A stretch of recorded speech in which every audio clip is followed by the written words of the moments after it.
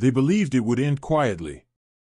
In the first weeks of December 1944, when the Allied advance slowed not from exhaustion but from what looked like victory already won, the German lines had collapsed across France.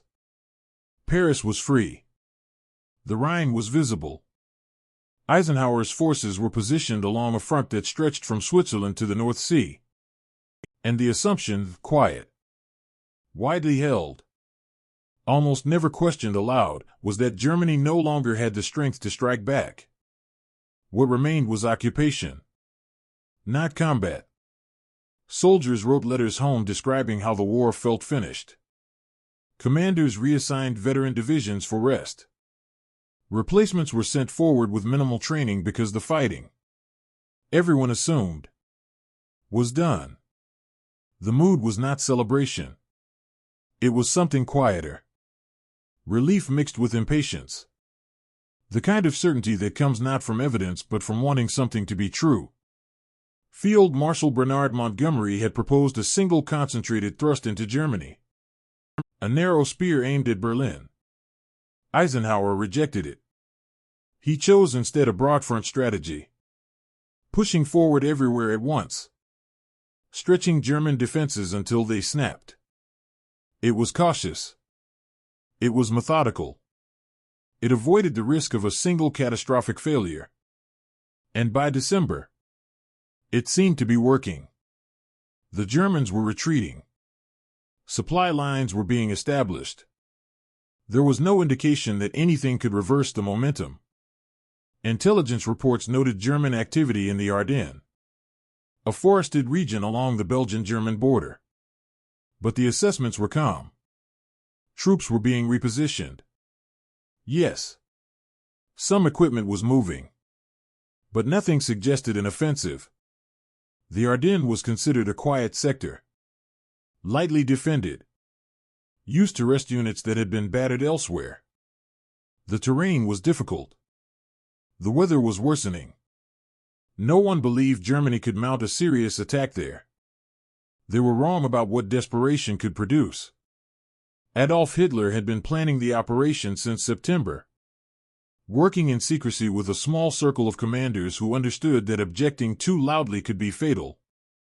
The goal was not to win the war. That was already lost.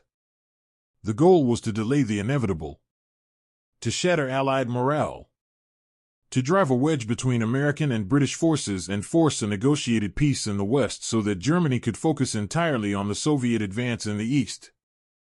It was a gamble built on hope, not logic. The plan called for 3 German armies to punch through the Ardennes, cross the Meuse River, and capture the port of Antwerp. If successful, it would cut off British and Canadian forces in the north, trap them without supply, and force the Allies to negotiate. If it failed, Germany would have wasted its last reserves and the war would end faster. Hitler accepted that risk. He believed the Allies were overconfident. He believed they would not expect an attack. He believed that if Germany could inflict a single, shocking defeat, the Allied coalition would fracture. The offensive began before dawn on December 16, 1944. More than 200,000 German soldiers advanced through fog and snow, supported by over 1,000 tanks and assault guns. The initial bombardment was brief and devastating. American positions were overrun within hours. Communication lines were severed. Units found themselves isolated, unsure where the enemy was or how many were coming. The weather was so poor that Allied air support could not fly. The Germans moved fast, exploiting gaps, bypassing strongpoints, driving west. Within 2 days, they had penetrated more than 20 miles into Allied territory. Panic spread faster than information. Rumors circulated that German commandos in American uniforms were infiltrating the lines, changing road signs, cutting phone wires, assassinating officers. Some of the rumors were true. Most were not. But the confusion they caused was real. Checkpoints were set up. Soldiers were stopped and questioned about American culture to prove their identity. Trust broke down. The front dissolved into scattered pockets of resistance. Nuts. The siege continued. The weather remained terrible.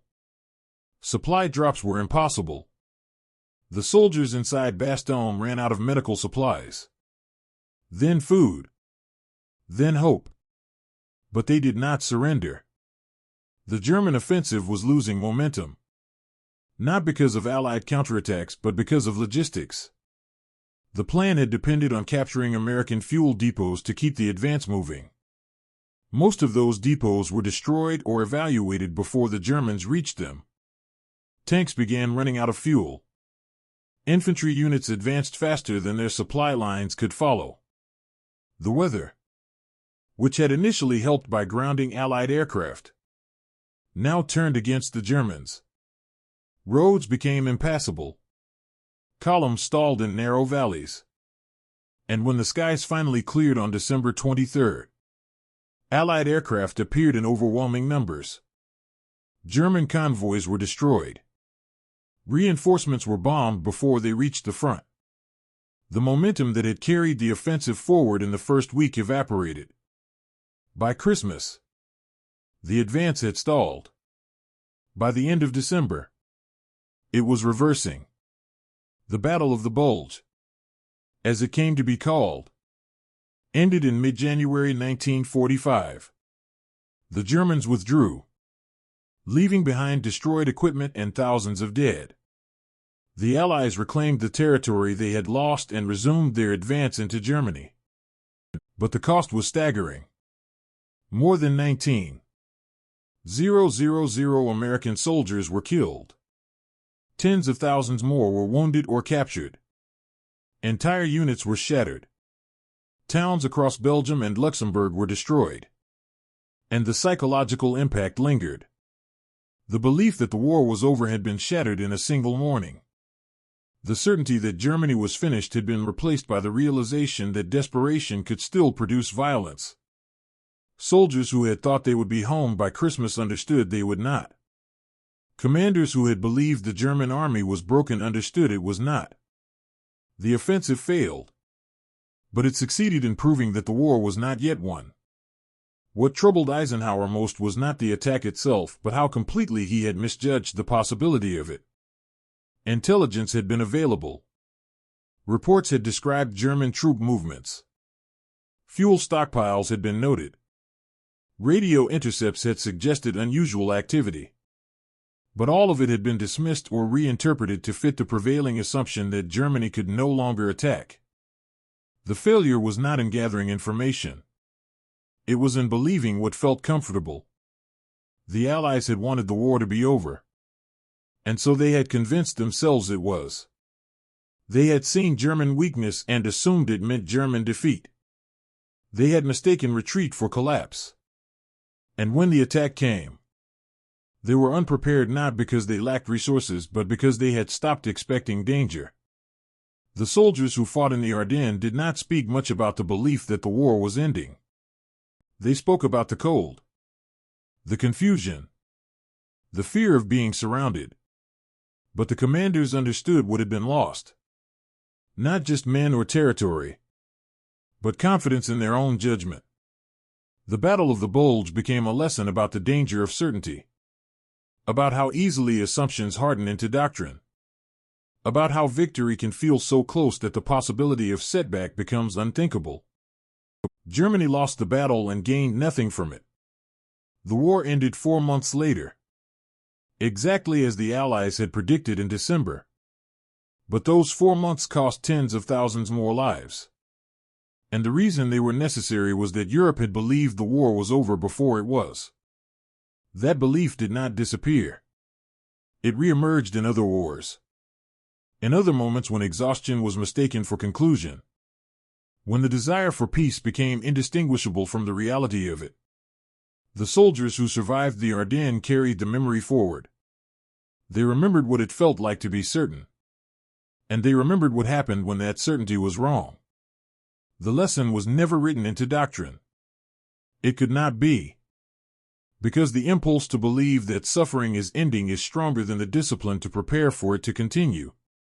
And so the moment repeats. In different uniforms. In different forests. Under different names. The war is ending. The enemy is broken. The danger has passed. Until it has not.